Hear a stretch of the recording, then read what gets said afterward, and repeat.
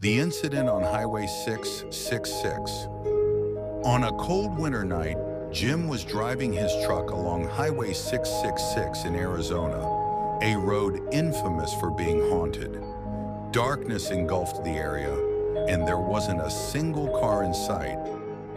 Suddenly, the radio began emitting static noise, then went completely silent. Jim didn't believe in superstitions, but a chill crawled up his spine when he noticed something strange in his side mirror. A man stood in the middle of the road, wearing a long black coat, his face obscured by the night's darkness.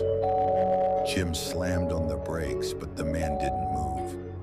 When he turned his head for a second, then looked back, the man had vanished completely. Jim's heartbeat quickened, but he convinced himself it was just exhaustion playing tricks on him. He kept driving, but a few miles later, his headlights reflected on something ahead, a figure standing in the road again. It was the same man, but this time he was closer. His features became clearer, a distorted face, eyes black as bottomless pits.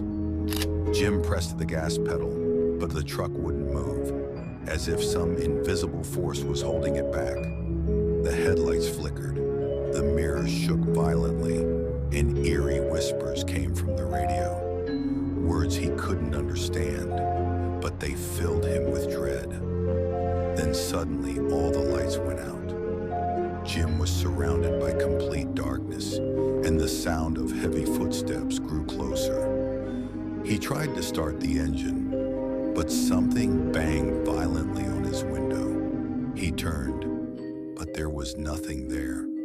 When the lights returned, he found himself in a different place. There was no road, only an endless, barren land stretching in every direction. He tried to use his phone, but there was no signal.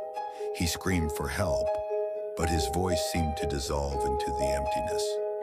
Hours passed, maybe days, but he never knew how he ended up on the side of an abandoned road, far from Highway 666. His truck was gone, and there was no trace of what had happened.